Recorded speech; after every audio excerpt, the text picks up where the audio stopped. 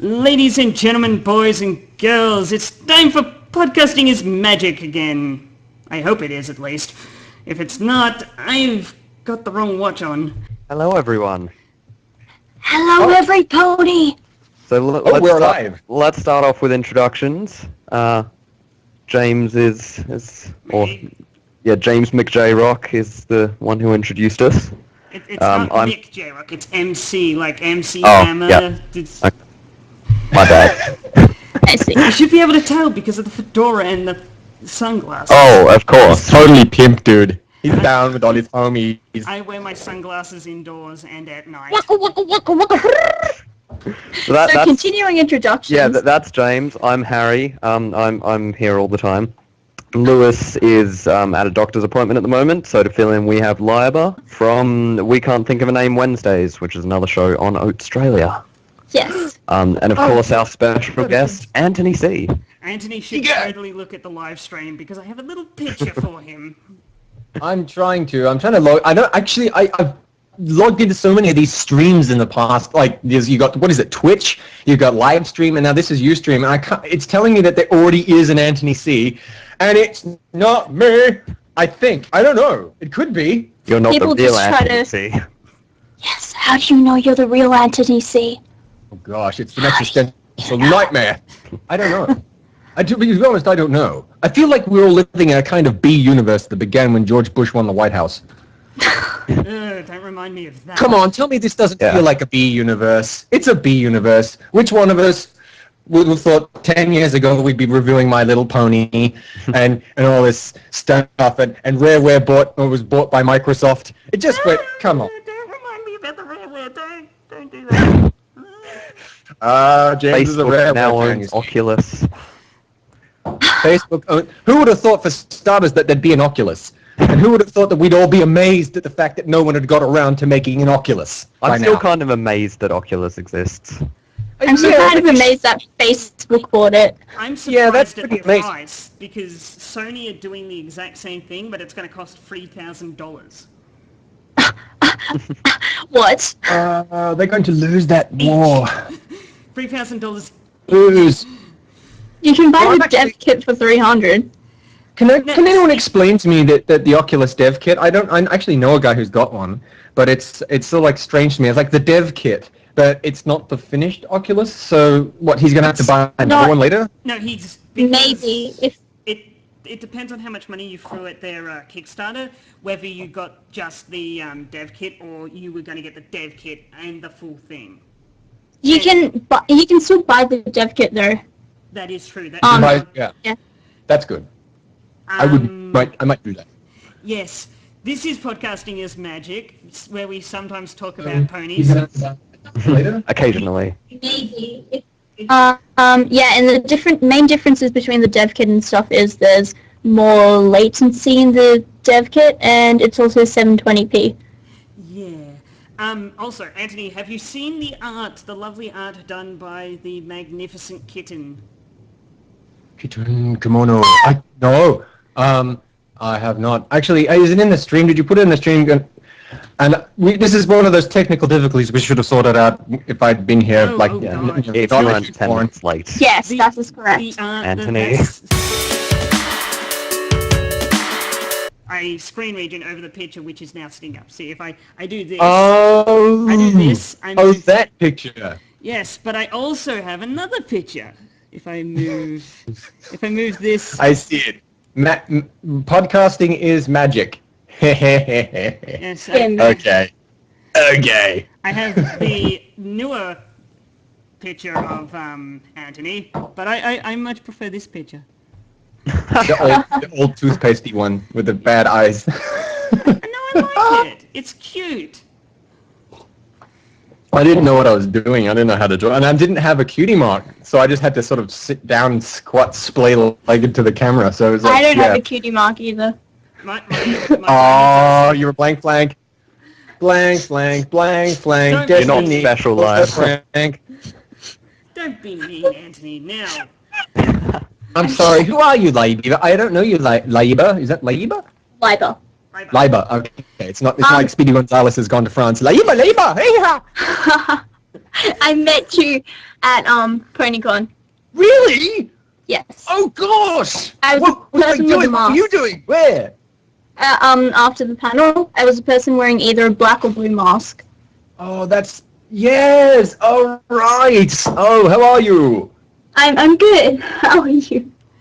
Sweet small world. Speaking Small of pony. people Anthony met at PonyCon, I believe he also met Harry, and he also met Miss Graphite Sketch.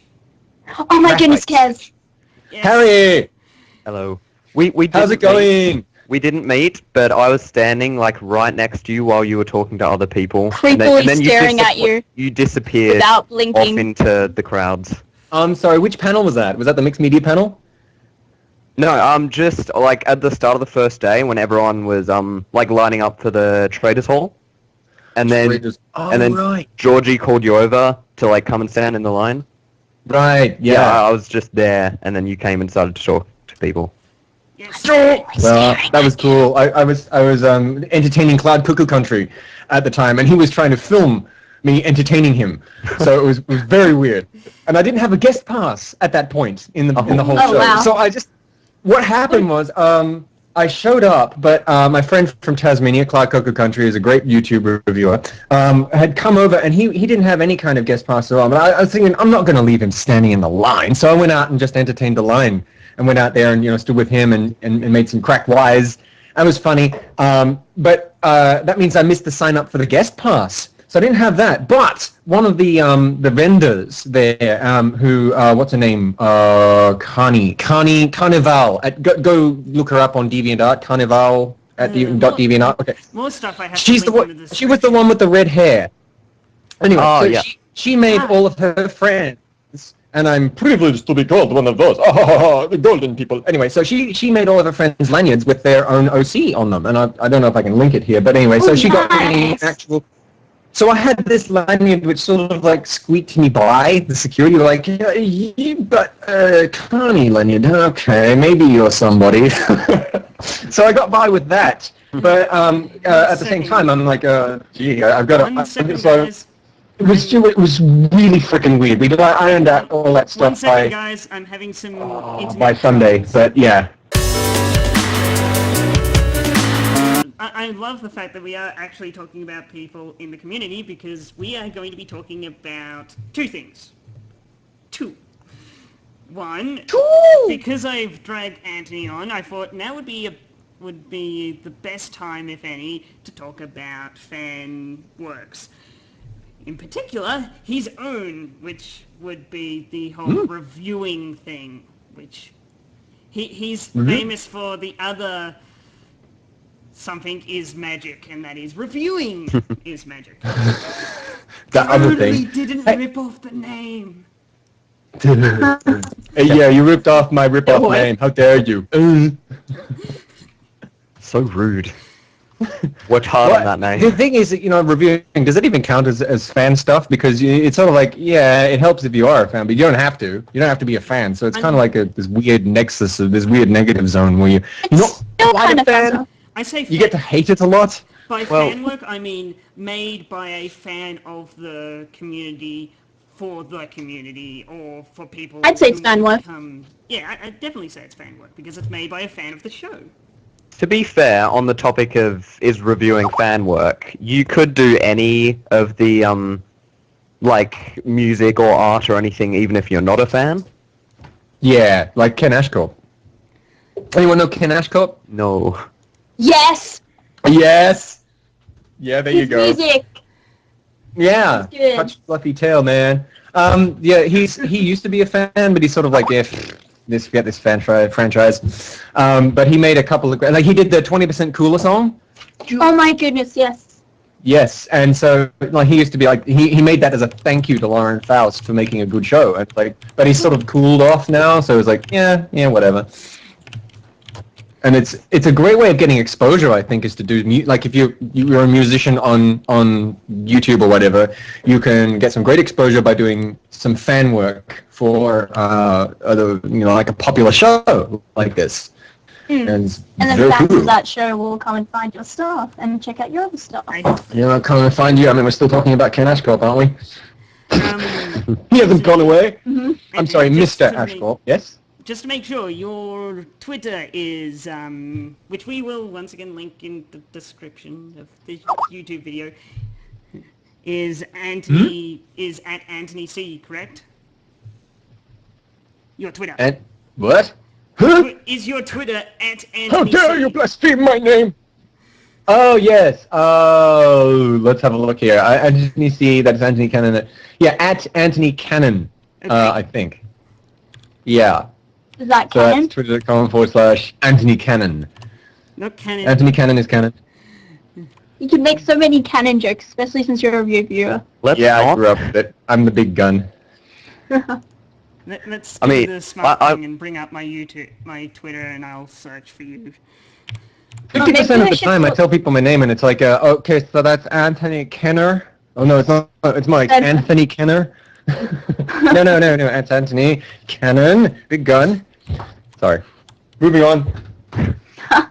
Well, on the topic of people mishearing names, like I go by Harry, but my full name's Harrison, and so whenever I introduce myself, I usually say Harry. But then if it's like a bit of a louder room or something, I don't know why, but everyone always thinks I say Aaron. So I have to kind of introduce myself as Harrison because there's no way to mix that So up with anything. In loud rooms, you have to be, "Hi, I'm Harrison." But in quiet rooms, I'm Harry. Yeah, because otherwise people just go around calling me Aaron, and then no one knows who I am. I'm gonna Oh, remove yeah, the. that was. You regret telling me that. Just Now, saying. I had an ulterior motive of inviting Antony here. I Oh wanted to my do gosh. a Dun, review. dun. I wanted to do a review with him. Well, with him and my team. So I've dragged him on and forced him to do it now. Forcing him, I should say, because. Great. I call entrapment, sir. Oh, you It's not want. legally binding. What do you want to review? Well, me and Harry recently rewatched Maud Pie. And that's Maud what- Pie. Yes, Ooh. Maud Pie. That was the last episode I've seen. Oh, So you're Same lucky. here. I Yeah. haven't seen any after that. the new one is surprisingly good.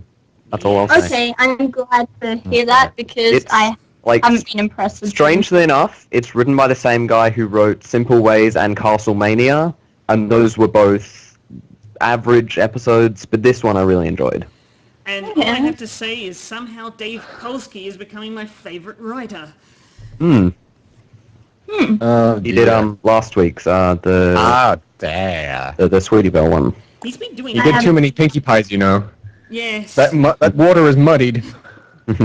He's gotten That a lot pond better. does not look back at you. practice makes perfect. Okay, you know what really surprised me? The best episode I've seen recently is probably Philly Vanilli.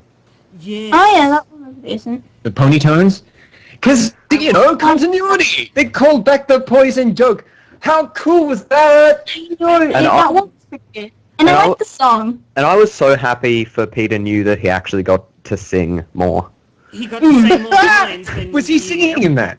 Yeah. Because I was it- remember at PonyCon, okay. he was all like, "Oh, I like songs where I sing." Yeah, so did you hear him talk at PonyCon? Because he didn't mention this episode, and they would have had to have done this episode by the time they came to PonyCon, Well, right? I guess obviously they couldn't have couldn't mentioned talk it. about it because it wasn't Yeah. out yet. Yeah, and it's so weird, because he's just shut No. up about it and was like, oh. It might have been out. Peter I'm not is the sure. best. I It would wasn't- have It wasn't raved because, about it. It wasn't because that night the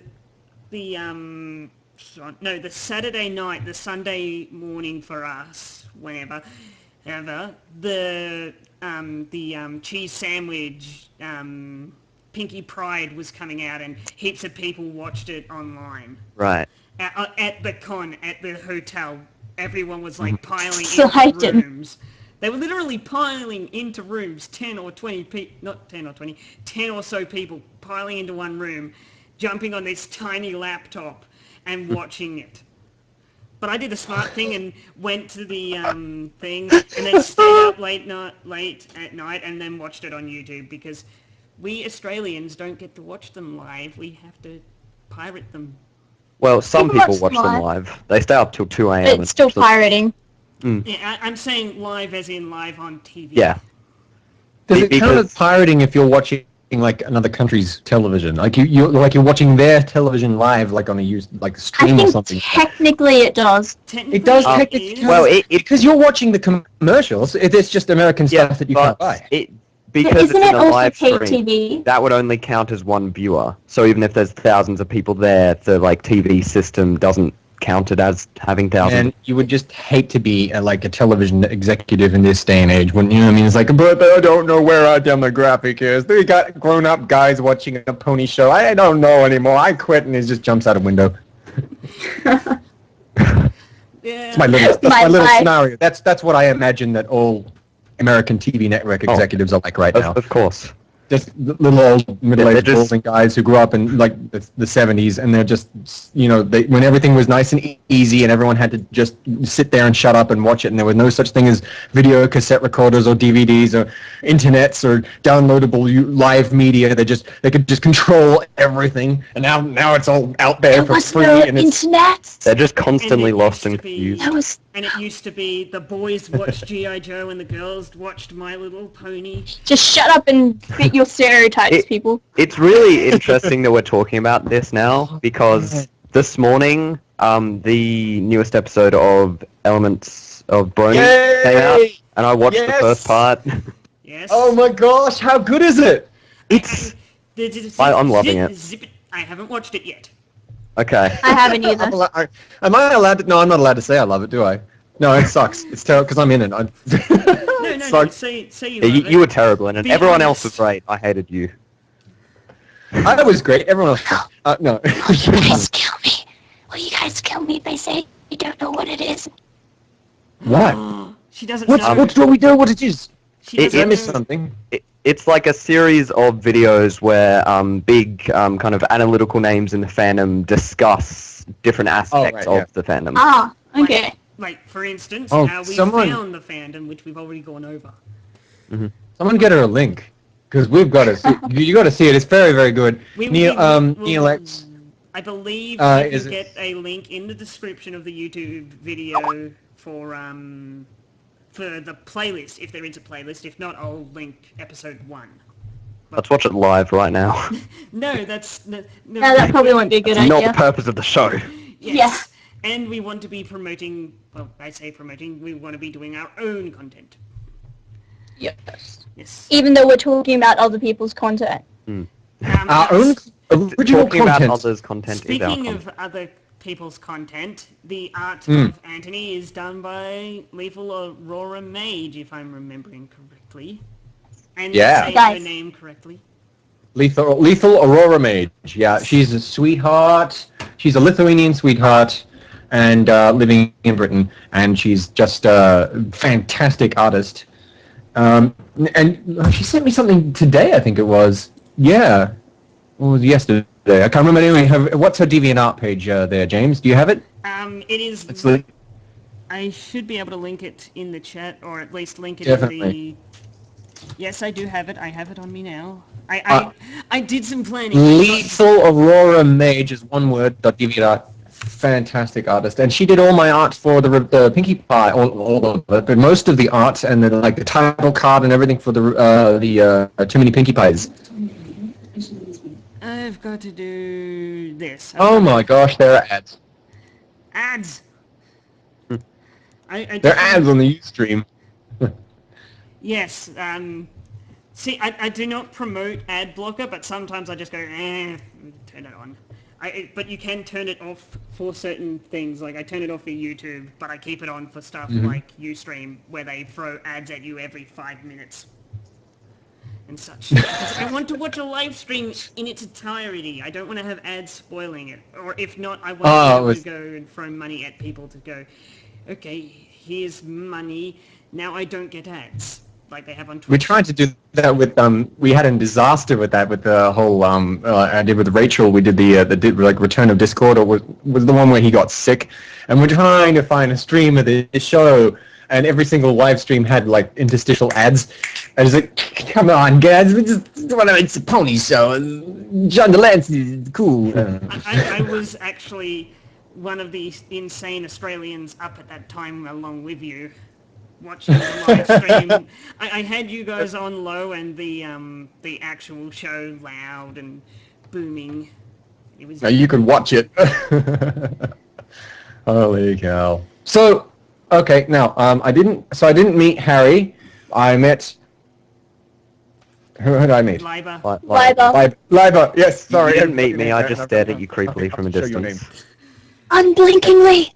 Just like his pony is in the art. It's unblinkingly staring over at Antony's picture. Without a mouth. Without a mouth. Cough, cough, I have no kitten, mouth. cough, cough. Silence. And speechlessness at seeing Antony C. He's just going, what?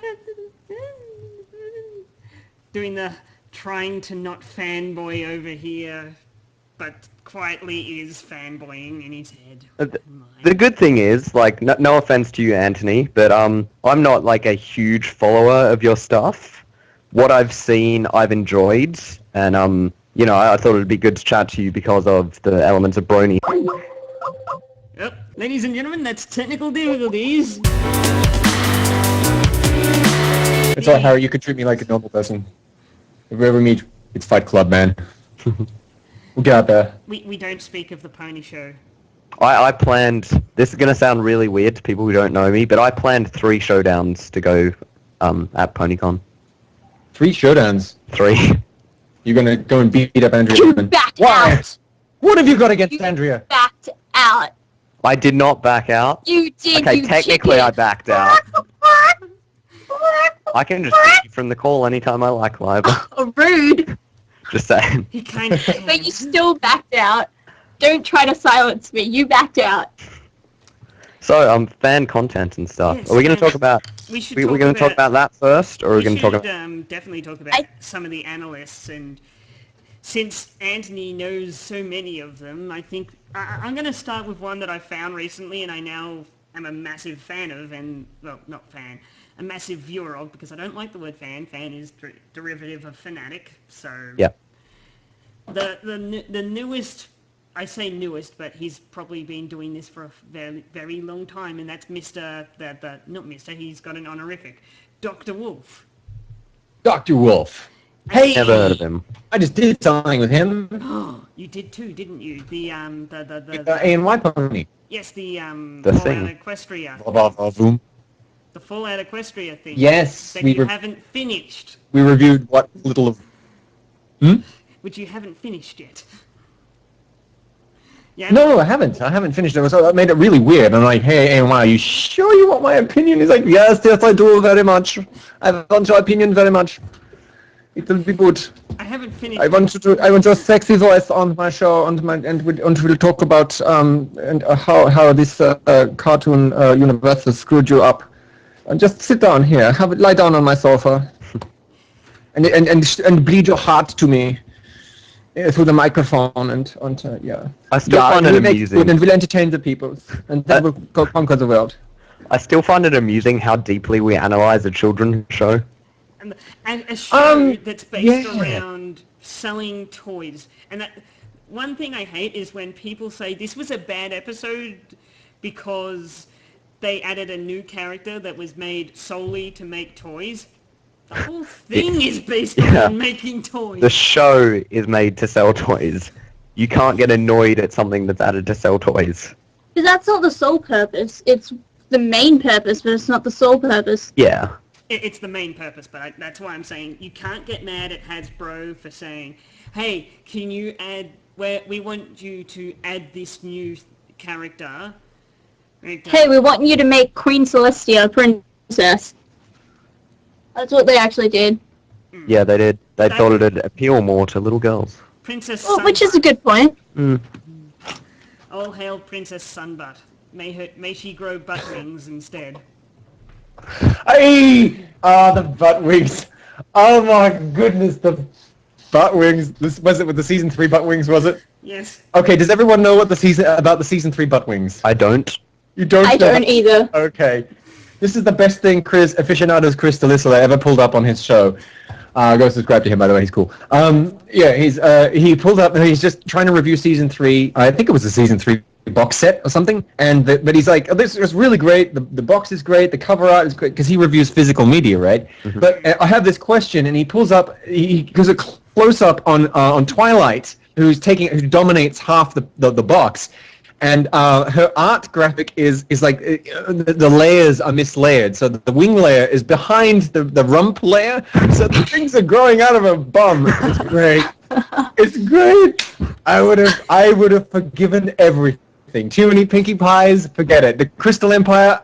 You're right. You're on, man. I'll accept it. And Princess Twilicon, I welcome you into my arms.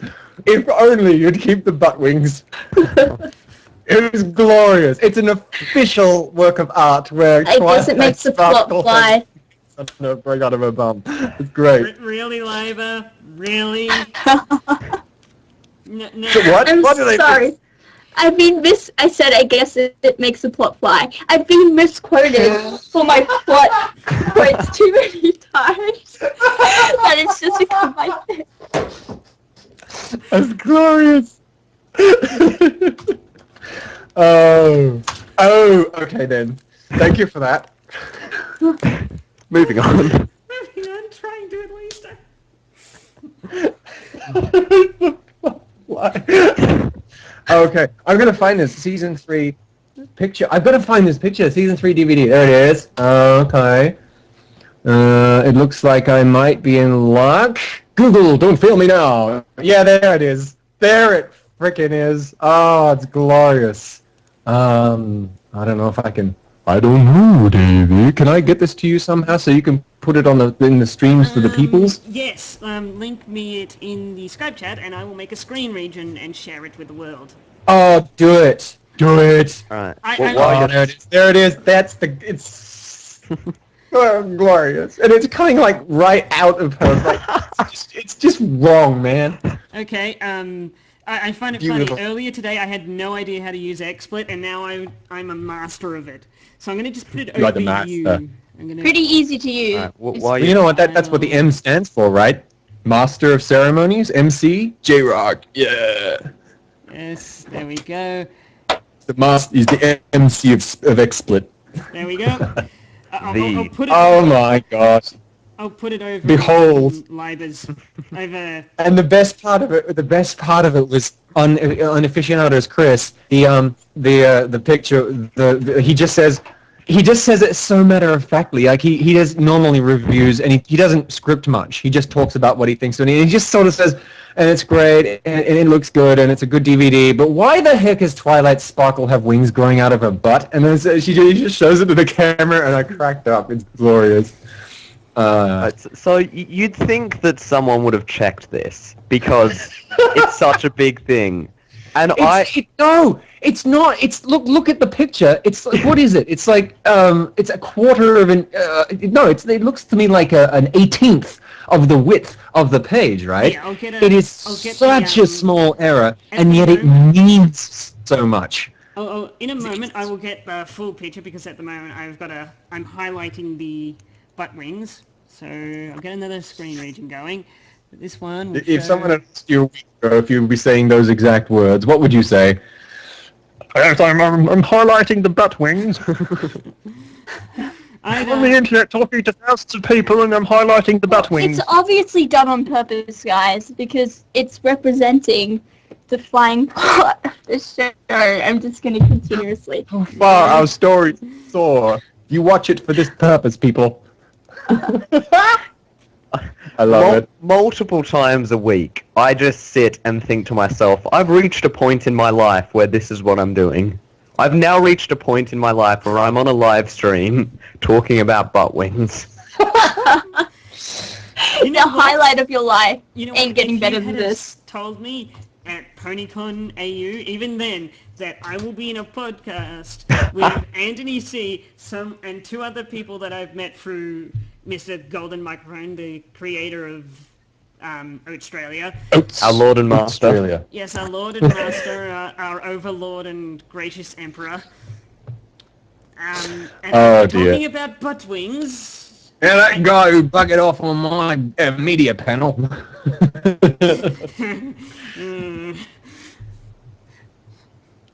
Yes. The So- poor guy. I don't know what happened. I think, yeah. That was weird. I That still haven't panel was seen. almost a disaster. I still haven't seen the mixed media panel. Anthony You and can... I Yeah. believe it's on. Sorry, take it away. It's on Anthony's channel, definitely. Yeah, I have a I sinking saw feeling that my channel might be the only place you're going to get anything from PonyCon, because, No. you know, they live streamed it, and then it's just gone. I mean, I No, can't they find any haven't. official link. Oh, there's stuff. No, they are have been working on it uploading slowly. but they're. And there's the auction as well. They got the option and the it's either the Pony in the Box or the Mixed Media panel up on their YouTube, on the PonyCon AU YouTube channel, which will once again be linked in the description. Because Steffi's stuff are really busy right now, but they've been working on it. So it should be mostly up soon. So yeah, Do you know the characters, the Steffi, and you know the organizers from the show, from the event? Kinda, yeah.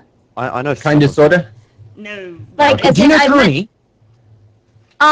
No, I just know Steffi, and I kinda know Julian, and yeah. I kind of know Julian, and I know Luke, who I mean- organized the concerts. I've met Julian a few times. I'm kind of good friends with Steffi, and yeah. Who else organized?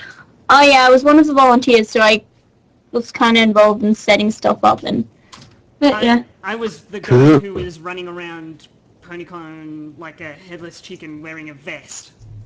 Buying everything. This dude got Hey, all hey. the elements of harmony. I'm not kidding. He found them. And One of my purchased- official jobs was headless chickens, so But what I've also done recently, and I'm not ashamed of it, is I threw $300 at the Ponified possible or whatever it is. I will once again link in the description and such. Everyone should go check that out and throw money Yes. at it. Bonafide. Kez is an amazing artist. Theatre Kez or Graphite Sketch, and Brilliant is an awesome person and an awesome organizer, and they're doing a really good job. So check it out. What it is That there is is- it's a My Little Pony OC original character trading card.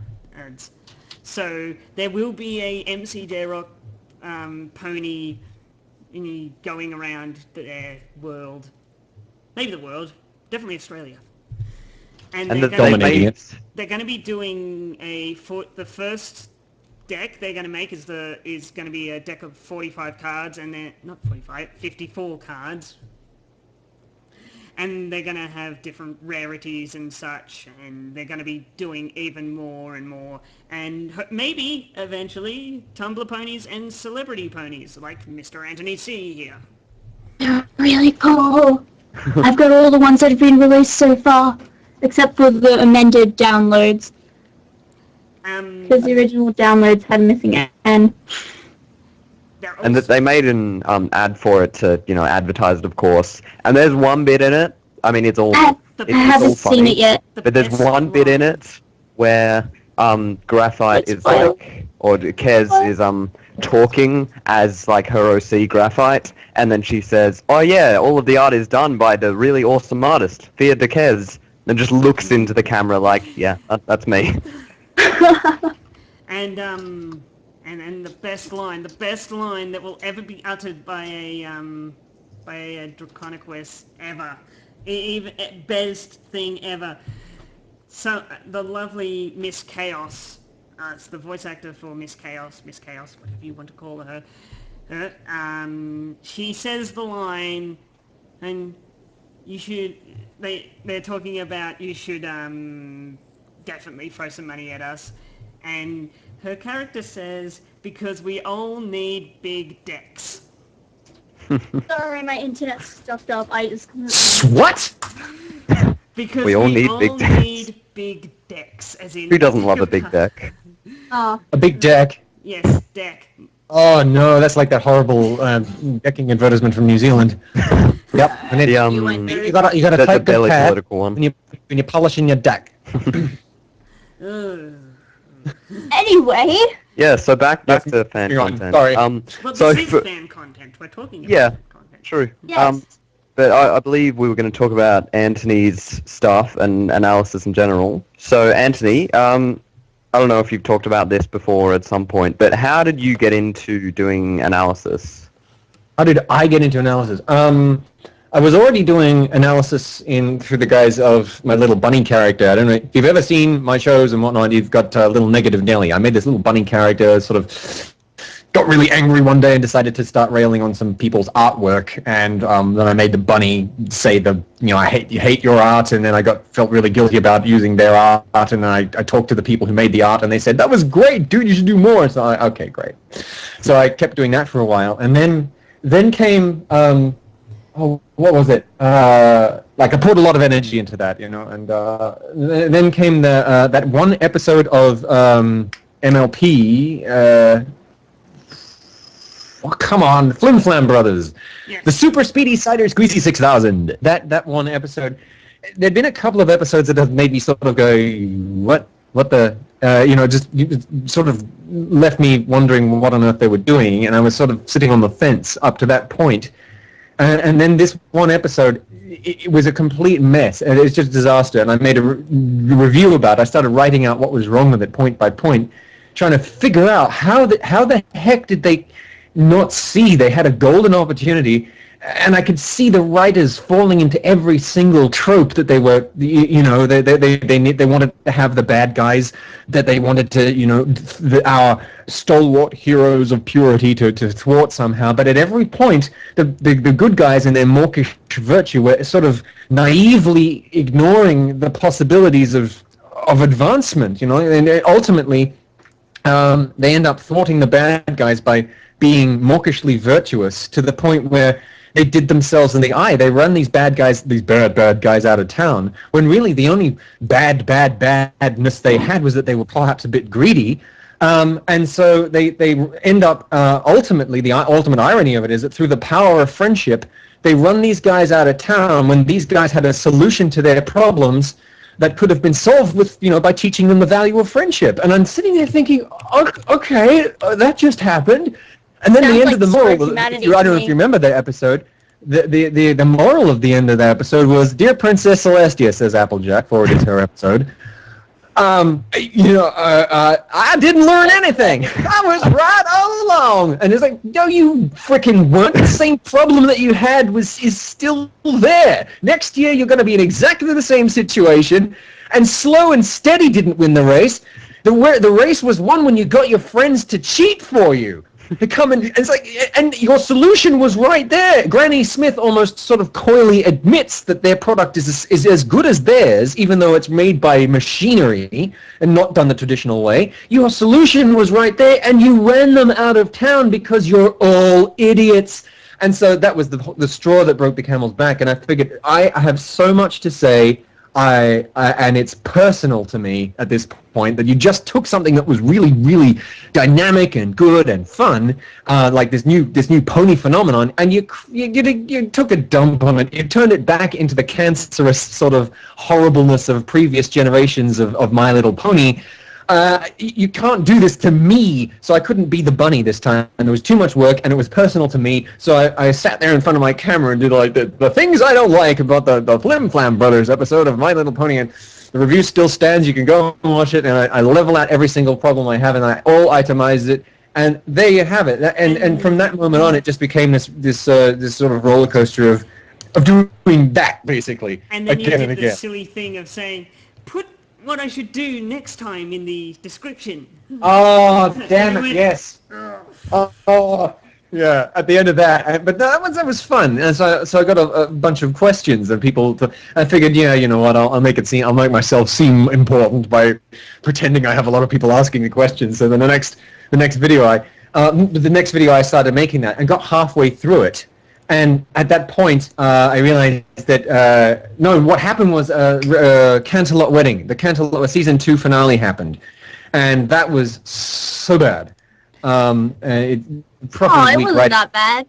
Yeah, it's terrible. It's pretty terrible. No, okay, Lyeba. Review. The worst finale. Lyeba, there was an entire Reviewing is Magic about this. You're not going to be able to convince him that it wasn't bad. I'm sorry. You're Okay. entitled to your opinion. It was almost Or an my hour opinion. long. They dissected it. I haven't seen something. I haven't. It went seen- for 4 frickin' hours. We did Okay. this thing. I lost like 45 pounds. I'm serious. It nearly killed me. It took 8 months. No, to be perfectly honest, I do like Season 3 finale. the which one? The season 3 finale. Oh yes, TwilyCon. Yes. I mean, that was just good. garbage. And they didn't put them. They didn't make them grow from her butt. They got it wrong. It But could have the been plot so did much better. Fly in that one. Sorry. The plot did fly in that one, though not very smoothly. Please stop making that joke. Yes, The plot- please. There was no freaking plot. I will concede. Okay, TwilyCon is a good idea. I think that was a Fausticon idea. It was a good idea, an ascension of one of the main 6 of this main character, Twilight Sparkle, to succeed. I think the concept was that she was going to one day succeed Celestia, and that means take her place and of course become the new princess of the land. And she's like supposed to be.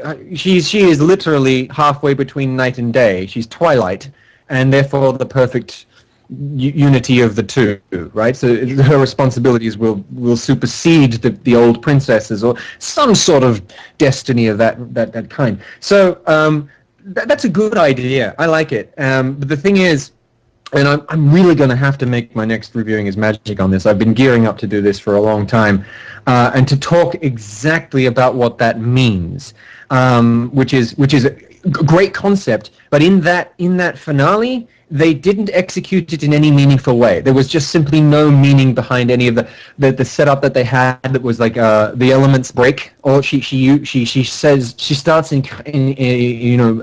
rattling off this spell that is only halfway done. It's like a broken spell. It's like a broken protein. It's a prion. It's the mad cow disease of spells that gets in there and sort of uses the elements to do something really strange, which they never explain. Like somehow in the main 6 changes their cutie marks, but they don't understand why the cutie marks have been changed. Very weird. So that happens. That doesn't make a lot of sense. And then she fixes it, but and that gives her the impetus to change this. The language of this, or to finish the spell, if you will, which then activates, I don't know, the portal to the Nega Zone, to the Negaverse, when she goes up and stands there in the Stargate Pantheon or whatever it is. I think Sorry? it wasn't. With that scene, I don't think it was her. I think Celestia was watching and going, "Can she actually do it?" Oh, she did. Can she actually? Yes, and she froze did up it. a But what did spell. she do? No, And they never she explain what that means. She just set everything back to the way it was, and then Celestia goes, "Okay, But she's you- done what she needs to do." And then she does. No. It was very specific. That's it. I understand. I think that might be. I understand why you came away with that, but it was very specific. She came away. Celestia actually mentioned because Twilight Sparkle has gained the power to create new magic. Like she finished Starswirl the Bearded spell. That was what gave her the worthiness, or the standing to be granted this power. It wasn't a natural evolution of her being. It wasn't some revelation that she could have been the TwilyCon the whole time. It was Celestia's like, okay, I'm just going to give you the power now because you've created new magic. Okay, well, here's a question for you. One, what was the new magic that she created? What was this spell that Starswell the Bearded had created, or had half created? 2 or B, or whatever numbering system I'm coming up with here today. Secondly, what was he trying to create? And thirdly, why was he trying to create? What was that spell all about? It just raises so many questions, and ultimately it doesn't mean anything because Twilight Sparkle.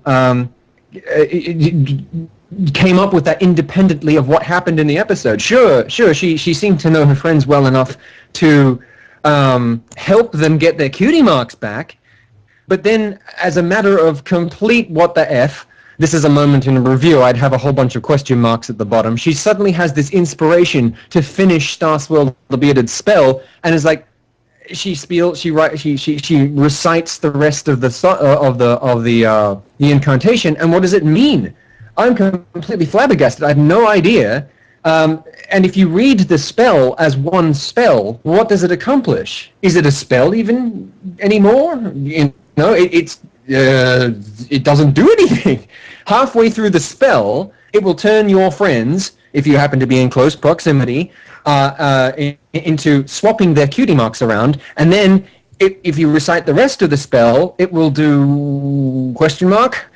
So So I agree, Lyeba, that this one season finale had a great concept that the Fausticon probably pitched to Hasbro, and Hasbro said, "What? You're going to change the design of the main character? I guess we can make more toys out of that." But when they fired her, or she quit, or whatever happened, there wasn't anyone left with the understanding of what it means to substantially and meaningfully change Twilight Sparkle unicorn execute it very princess. well. I believe she left because she's more of a creator, not a The reason she left was because she didn't exactly quit out of like any rage, or she wasn't fired. She left because she wanted to continue working on her franchise, Milky Way and the Galaxy Girls, and so she needed time for that, so that's why she left. Well, that's cool. Seriously hoping she go somewhere with that. That show she's working on looks really, really probably good. I'm not sure if it's an actual show. It's just like a franchise of toys and stuff. All right, I thought she was pitching it. Yeah, because it looks like a cartoon pitch. But yeah, it does. yeah, That's what another thing I heard was that perhaps also she was trying to, like, she lived too far away. She was actually doing the show running from long distance, apparently, because she doesn't live wherever Studio B works. I think they're in Canada, if I'm not mistaken. Yeah, most people are in most of them Vancouver. are in. But then So I guess we actually get to blame Canada, blame Canada. Tara Strong lives in LA and still does all of her lines. No, but the thing is, she does it from her home and she gets stuff delivered, but actually discussing the show and where it's going is a bit harder. That's also why Tara Strong doesn't do the singing voice of Twilight. Doesn't she? Because she doesn't. Someone else does. Even though Tara Strong can sing quite well, it's because long distance, it's kind of hard to direct songs and stuff. And of Pretty course, hard. not You've got that everyone awesome- is Tara Strong.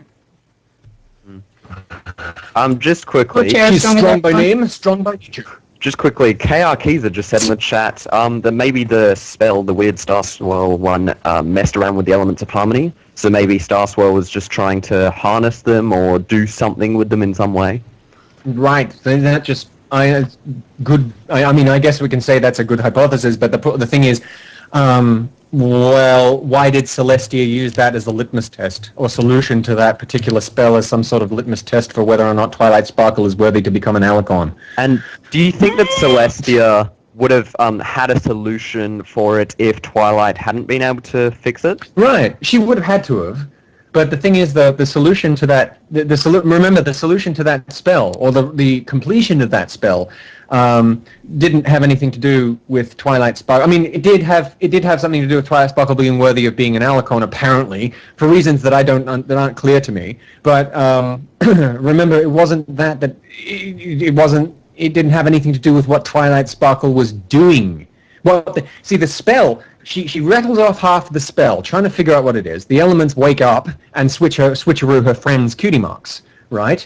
Well, that's a problem. And if Twilight Sparkle hadn't been able to fix that problem, Celestia would have had to have come in, I guess, and fixed it for her. Hopefully. But that just raises the question, presumably this Star Swirl the Bearded had done this before, right? He got halfway through the spell. Does that mean that his main five, or whoever was using the elements with him at that time, had their cutie marks? Maybe Celestia and Luna weren't they using the elements of harmony before? So maybe their stuff got swapped. We're getting Maybe they got switched, yeah. We're getting into That's the timelines problem. and stuff. And the thing is that we don't know when anything happened, really. We know it's all in the past, but we don't know who was alive when. Can I just say the thing is, it wasn't really necessary. It wasn't really maybe Twilight might not have stuffed. There was a slim chance she might not have stuffed up the spell and just completed it instantly. Which was what Celestia was trying to get it to do. That she did stuff it up. And so, I don't know. If she hadn't just got the spell and thought, oh, a super powerful spell from like the most powerful unicorn ever, I'll just cast it to see what it does. Why not? No, didn't she try to edit it and stuff? I don't know. Yeah, she just read it out. Was reciting it. And then thought, oh, okay, it doesn't do anything. I'll go to bed. Something that I find amazing is we're talking about timelines here, but we don't know when Star Swirl the Bearded was fully around, because we do know that he was around at the founding of Equestria, hence with the whole Heartwarming Eve episode, which is one of my favourite episodes now. Yeah. It would have had to have been, of course it would have had to have all been, actually, I don't know. Was he around, he was there then, so that's a long time ago. That's longer than 1,000 years ago. So, that's definitely... baseline 2,000 years ago, I think. 2000, okay. So his shenanigans would have gone down long before Celestia and Luna split. So, presumably, Celestia and Luna were the ones using the elements of harmony when he came up with that spell. What was he trying to do with the spell? And if they tried to answer this question, are they going to make any more sense of it than... I really have to know. What kind of... As stated before, maybe he was trying to harness the elements of harmony into... Hey, speak up! Harness the power of the Tree of Harmony into the elements of harmony. So maybe they were seeing if they could make it. That's a good thought. I completely forgot about the Tree of Harmony. Yes, I wonder, have the writers forgotten about it now? We're going to see some... And as Kayakisa said, the comics are delving into all this background and film stuff as well, so if anyone's been reading many of those, maybe they might know. Yeah, in the chat, Kayakisa just said it's delving into Celestia and Star Swirl's history, and even a hinted love interest between Celestia and Sombra. What? I had no idea, but that sounds amazing. What? That sounds like exactly what I've been asking for. History. That's what I want to know about. I want to know what's been going on before I want Twilight. to read them, but... What was I going to bring up? It was something awesome and something spectacular. We're going to talk about Maud Pie at one point. Yes, let's start talking about Maud Pie. This is the 1 hour point, so might as well. Yes, good timing. Well, roughly 1 hour point, because someone we was started late. a little late. No, I had to go by medication. I'm sorry. My place is a ramshackle. How dare you take care of your own health? This is more important than you breathing. I'm sorry. I'm off my medication. Go on. If he doesn't have So, medication. yes, Maud Pie. I've heard some lukewarm reception for Maud Pie, but I kind of like it. I've heard... The reason a lot of people are saying Maud Pie isn't good is because of how Maud Pie was... done. I loved Maud Pie. She reminded me so much of Raven from Teen Titans. I loved how it was done. The thing is, and the concept was really good as well. I just think the overall episode wasn't as engaging. It was kind of boring. Which That's a sad. lot of people are saying it's because Maud Pie was so monotone. But I loved it. I loved it. Yeah, She I was loved how different. she was done. Because everyone in Equestria is all bright-coloured and, oh, high-pitched voices, we're all having lots of fun! And then Maud Pie was different. She's just nice and monotone. She's into rocks. I like That's about all. You've got to... I know, like, Tommy Oliver had a couple of beefs with the storyline in this respect, but I don't mean to... You've got to know someone like that. If you don't know someone like that, it's very difficult to think to accept this sort of person as believable. But I've honest to goodness friends. I guess you could call them friends like that because they don't really make friends. That kind of person just doesn't engage on that level. And you're sitting there wondering, am I making any impression on this person? And they don't have anything interesting to say. They don't really do anything. They have a lot of time for their own personal interests and a lot of time for and a lot of inner light that can do something great, but it has nothing to do with you. They don't make it clear to you that they have no time for you, but it's like they just don't even think on that level, and nothing you say registers with them. But they're not, just savantism perhaps. I'm not sure. And it's they really In are their being own rude. world. I think we need to see more of the Pie family, because if they're all in that savant kind of way, then I can go, they're all savants. It makes sense. The thing, I personally think we need to see more of all of the families, just because I want to know. I want to see more of Rarity's parents. I was excited because I'd been waiting to see more of Pinkie Pie's family for years, literally. It literally is. What about the two that we haven't? What about the two Pegasi? They haven't had any, other than that. We don't know about the Fluttershy's family at all. Yes, at all. The thing is, if I have one complaint about Maud, I'm sorry, just one complaint. I really liked the way she was portrayed, and she reminded me so much of people that I've actually met. That the story seemed fine. I couldn't spot any terrible plot holes off the cuff. It wasn't that kind of episode, so I liked it. But one thing that gets me is if you go back and see the first time you see Pinkie's family, right, and they're like, I don't know, rural farms. They're literally rock farm. They live on a rock farm, whatever the heck that is. Yeah. And you see her sisters, Pinkie's sisters. Neither of them are Maud Pie. That's true. I can sum that up to Maud taking the photo, or she's doing something else. She's maybe at that time she was getting her cutie mark for rocks. Well, I'll say a couple of things. In Pinkie Pride, they did have a photo of Pinkie's family, and Maud Pie was in that photo. So they have sort of hinted towards her existing at least once before this. Wait, in that photo, I still don't know why they didn't use one of the existing sisters. I don't know why they had to introduce a new. Wait, question. Continuity. Yes? Sorry? Lyeba? One of Pinkie's... Yes? Can you hear me? Yeah. Okay.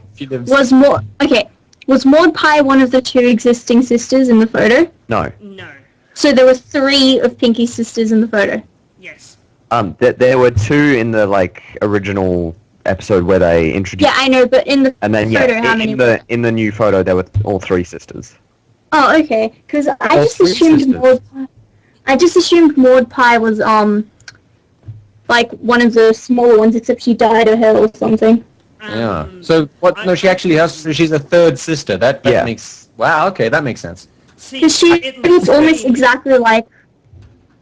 At least they at least in an episode prior to the episode they added her, she had a even small appearance, and that's better than they did with shining armor.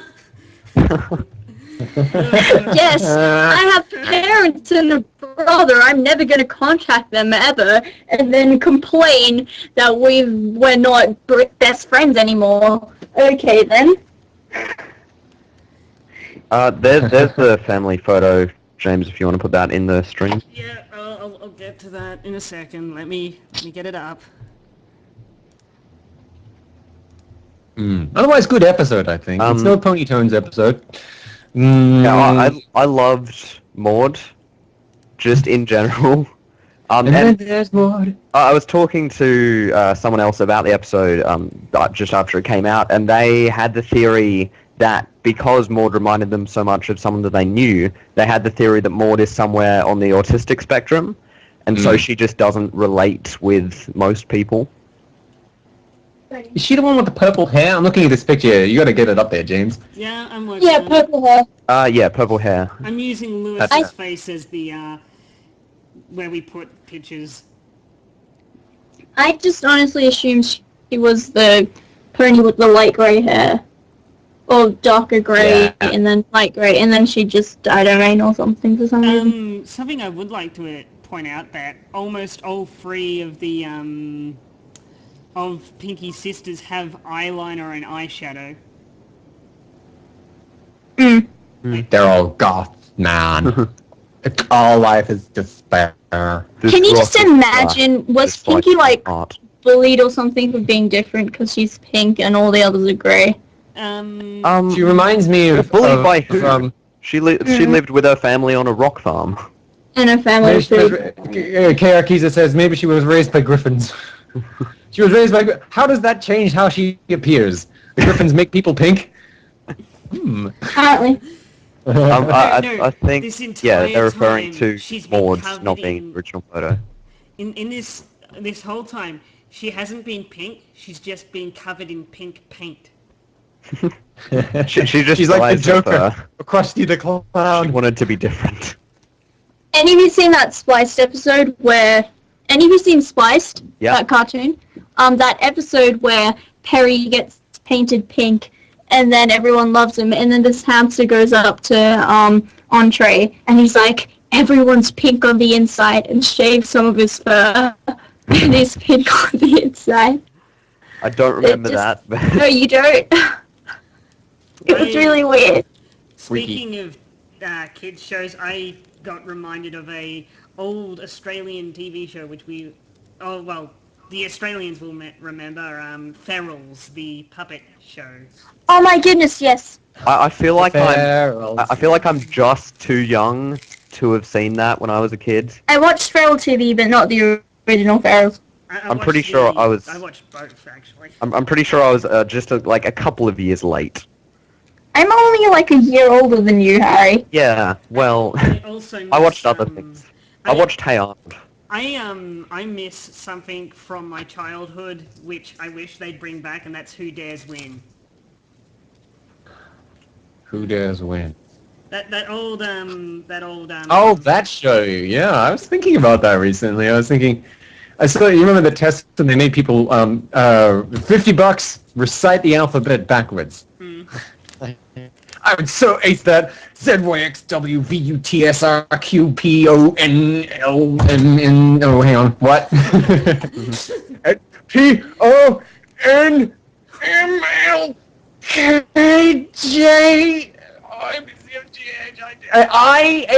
PONMLKJIHGFEDCBA. Yeah! Oh man.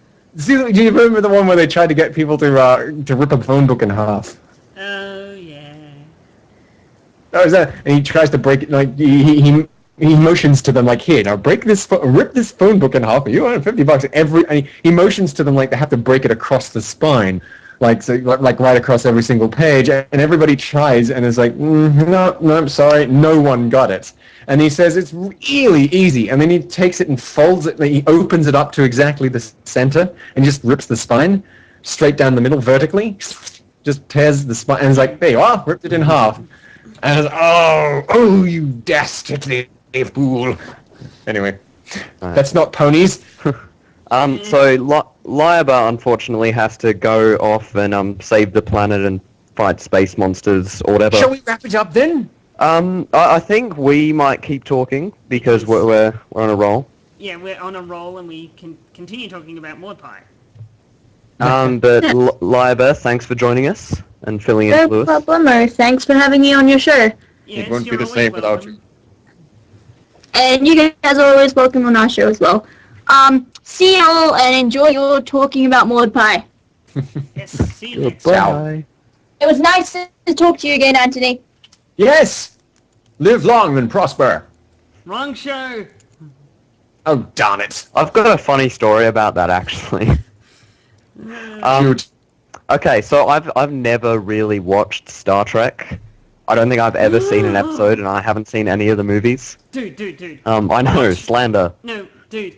It plays late night on I believe, Channel 10 or 11. It's 11, yeah. Yeah, late night on 11 and such. I watch that, and then I go straight on to watch Craig Ferguson, who is a comedic genius. Yeah, he's a Scottish weirdo, lives in California. You have to be if you're Scottish.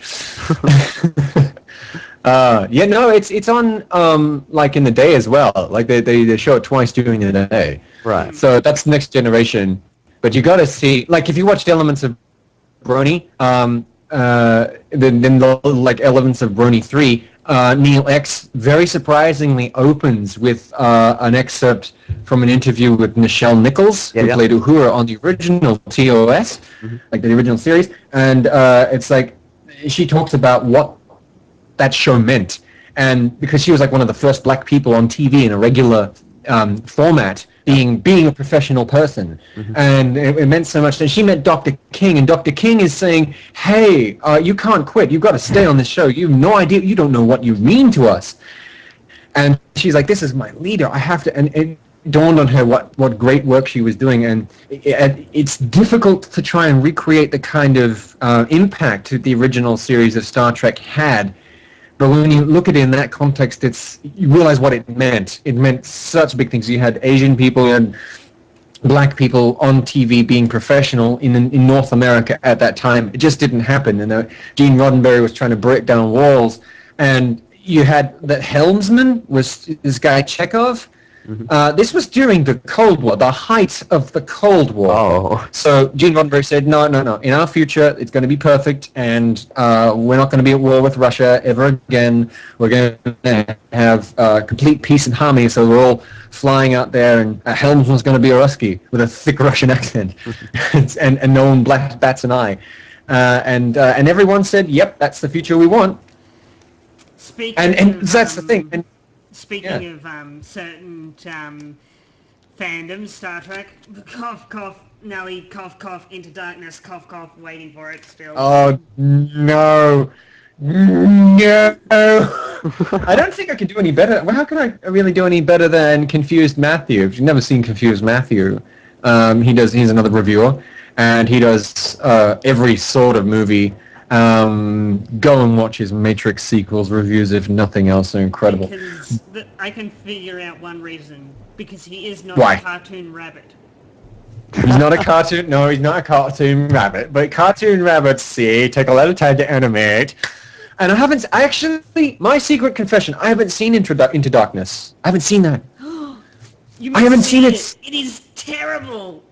Well, that's the thing. I went and saw Star Trek 2009, and it grinded my gears, let's say, to the point where I just left the cinema feeling terrible. I walked out of there with a friend who loved it.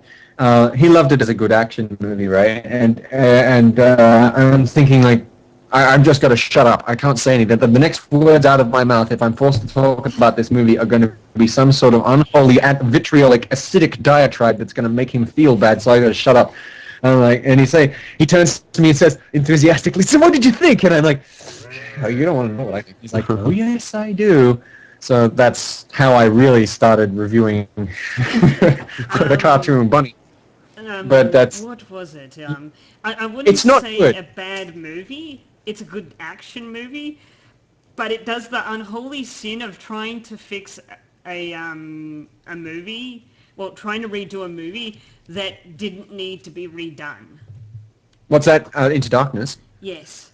Yeah, they tried another take on Khan. Yeah. But go and watch Confused Matthew's review of Into Darkness. He makes a great point that when he gets up to Khan himself, Khan is completely interchangeable bad guy. He has nothing to set him apart. Like the original Ricardo Montalban as Khan, he tries me. He has this fervent passion that is, he's a literary genius, but he's also after Kirk. But they give him this persona that's dastardly and ingenious and making literary allusions to grander things. And he's also the leader of a people who love him tremendously, and he's personally shepherded them through hell. So he's got this. He's managed to do it, right? He's a survivor. It's just like so when you see that guy. And you really don't want to be on the receiving end of that guy's wrath, right? Because he's a genius, and he's going to come. He's demonstrably ingenious. And he's going to come, and he's going to ruin your world. And he kind of did, because that movie ends up with people dying, and Kirk's like changed. It's very, very bad. but the thing is, in this Into Darkness, he's a completely unknown figure, and his people aren't there for him to follow, and he doesn't do anything particularly ingenious. So I like. I haven't seen it. I will admit that Benedict Cumberbatch did a great job, though. Right. Okay. He did do a good job, but it's just you could have had it be an original character, not Khan. Yeah. He points out that in this one scene where Leonard Nimoy shows up, and he explains like he's ingenious, brilliant, and hell bent on destroying you, and he won't hesitate for a second to try and kill you. And then confused Matthew says like, oh, that's a really interesting thing for you to say. Thanks very much, Leonard. Really big, helpful.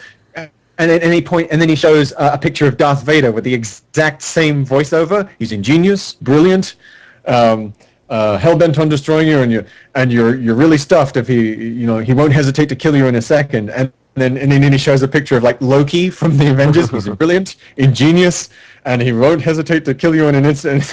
And it's like, oh, okay. So what sets Khan away? They just plugged him in. They plugged in typical bad guy of the week into this role. Like, you did that with the last guy. What was it? Eric Bana as Nero in the Incredible Nero. It was Banner? That was Eric Bana. Yes. That was the Banana Man. Yeah.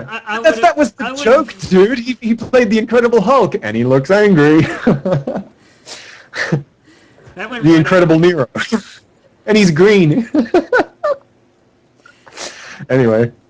Oh, yes. That went right over my head. So, yes, Mortal Pie is a good episode. Yes. Okay. I had one major issue with it, which is a major issue that a lot of people had, and that was the moral.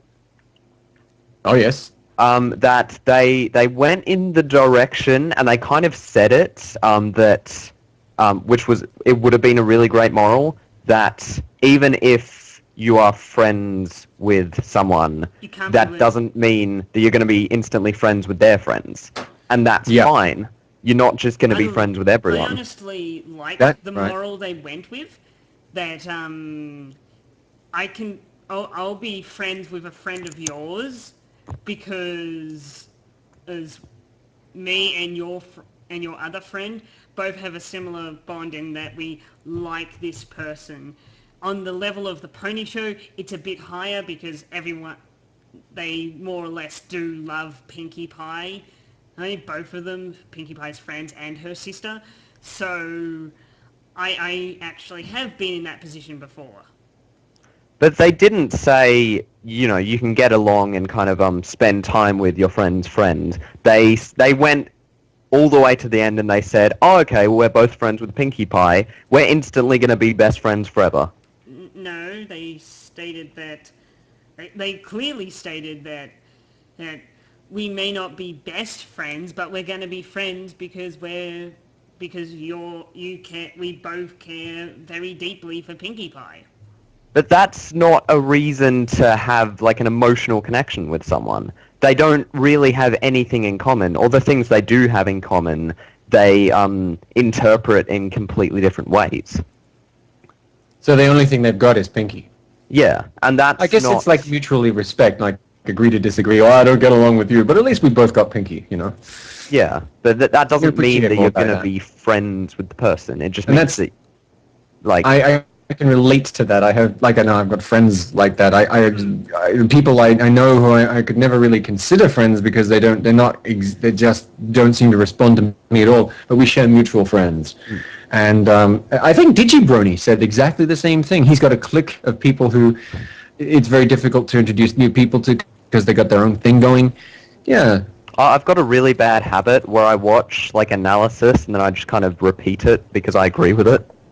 See, I've very recently, and I haven't, up until this season, I've been fairly going, yeah, I somewhat agree with, like, with Tommy, with Anthony, Digibrony, and then it's like, and then it gets to season 4, and I'm like, no, these episodes are, not great, but they're decent, I'm having more fun watching the show than I ever have, and that's before I started doing this podcast and talking with other people in the space. Awesome.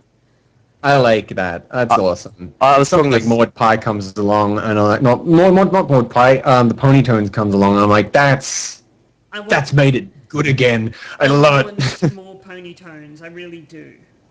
I was talking to someone recently Yeah. about the latest season, and they said that this season has had like more bad episodes than any other season before. But it's I also, disagree with that. I disagree with that, but I also have to say this season's been longer than most seasons. It's got some good stuff in there too. Like you know I mean, say what you like about it, but it did have Weird Al in it. So. I would say that the bad episodes have been some of the worst bad episodes, but then the good episodes have been some of the best. Some of the best, yeah. It's like, what would you rather, like a steady trickle of mediocre or some really great TV intermixed with some really bad TV? I mean, give me the extremes is what I'm saying. The good stuff is so good, you want to talk about it, you want to make music about it. The bad stuff is so bad that you want to make reviews condemning it and just, you take an almighty vomit on it. Talk about it, yes. Now here's what you went wrong, Hasbro. You suck for this reason and this reason and this reason, and I'm superior to you. And yeah, get up on your high horse. I would like to point out. I'm sorry, James. Really? I'd like to point out- Really, the high horse pun? Okay, I'll get on my low horse. I'd like to. It's not called a low. It's not called a low horse. It's called a pony. Get it right, Anthony. Get it. Actually, a friend who went to Mongolia recently, and they've got tiny horses on it, and they're tiny little war horses. And I'm like, oh, ponies, and he's like, no, you do not call these ponies. And like, they are weird looking horses. Like if you Google Mongolian horse, and you'll see what I'm talking about. They are smaller than what we would consider a pony, but they are not ponies. They're Mongolian war horses. I'd just like to quickly point out that this episode was the debut of a new writer, which I think is awesome. Yeah, get some more writers. That's another Get some thing. Oh, you mean Maud Pie or today's today's Pie. episode? Maud Pie. All right, yeah. Not bad. I'll give it a plus, yeah. Something else I like is the fact that the new writers have so far been hitting it out of the park. It's like they've Except come for on that Bats and... episode. Yeah, that's not the best. It just sucks, man. Drop dead, man. Good gosh. Mongolian. Gonna put this in the stream. Yep. Not house. But on that bombshell, maybe we should wrap it up. We will end on the Mongolian horses. All right, but before we do, I've got one more big thing to say about this episode, and that's that I absolutely loved how Pinky was written in it. It's like it's funny we saw her in Philly Vanilli, and she was a bit of a I liked her in that one because she was suitably horrible and even. It's kind of like what SF Debris talks about when he's reviewing Star Trek Voyager. Bear with me. A lot of people had problems with Star Trek Voyager because of the character Neelix. If you've ever seen this character, he's got this weird hedgehog-shaped makeup, and he talks in this high-pitched voice. He muscles, and he's got this personality where he muscles in and just sort of takes over. Even though he's so incompetent, he has actually gotten people killed. And for this reason, this reviewer, SF Debris, he's like, hates him with a passion. And it reminds me of that for some reason, that you have a character who is written in such a way that a lot of the time leaves you scratching your head, like, why are these people putting up with this character? Except there's this one episode where he says something so remarkably stupid, where everybody turns around and they just sort of stare at him blankly, like, that was really dumb, man. That was really dumb. And there was the episode where there's this deadly clown or something, and he's just like, maybe we should make him laugh. Sometimes a good laugh can, and everybody just stares daggers at him, like, shut up, dude. And this episode, Maud Pie, has this, the Ponytones episode, has a bit where even Twilight Sparkle is trying to rein it in. She's got this look, and she like holds Pinkie down and stuffs a hoof in her mouth, and is like, shut up, just stop being Pinkie Pie. Now, something I have to say for people who are saying Pinkie Pie was massively out of character and that people shouldn't be giving... No, she wasn't! Giving an excuse for why she was in character and being mean to Fluttershy, and I go, but that's how humans are. We make complete idiots of ourselves, and we overlook when we're saying something that could be mean or hurtful to someone. We're not even noticing it until after, and we go, oh crap, we're terrible. My comeback to that would be that she made Fluttershy cry twice. Yeah. But that's Pinkie Pie. Pinkie Pie is insane. Yeah, I mean, fair enough. It's Pinkie Pie, and she just probably didn't notice until way later. You know, Pinkie Pie is annoying. Isn't this the? My rebuttal to this rebuttal would be that Pinkie Pie is, designed to be the annoying one. People do not understand. Of course she made Fluttershy cry because she's oblivious. She's annoying and oblivious, and it troubles me that she's not called out on it more in the show. But it's hilarious when she is. And that's why I think the Ponytones episode kind of gets it right when Twilight's like, sit down. There, baby. Just sit down. You're not helping. Hush, well, one of my... quiet, dear. Hush now, quiet. Hush, dear, quiet, dear. Well, one of my favorite things about Maud Pie was after the whole rock slide thing when Maud saved her, and Maud was like, what are you thinking? And then Pinkie said, oh, I guess I wasn't thinking. Yeah! Because she was being so stupid, and that's like... Because she was being Pinkie Pie! Because that's how she is sometimes for entire episodes. And I love now that she's acknowledged that she was being... Yes! Yeah, even when she thinks she's doing the right thing. I mean, even when she is doing the right thing and saving everybody from, like, parasprites or something, she's being stupid. She's just 5 seconds she could have taken to tell everyone, the parasprites are addicted to repetitive sounds and certain kinds of cacophonous music.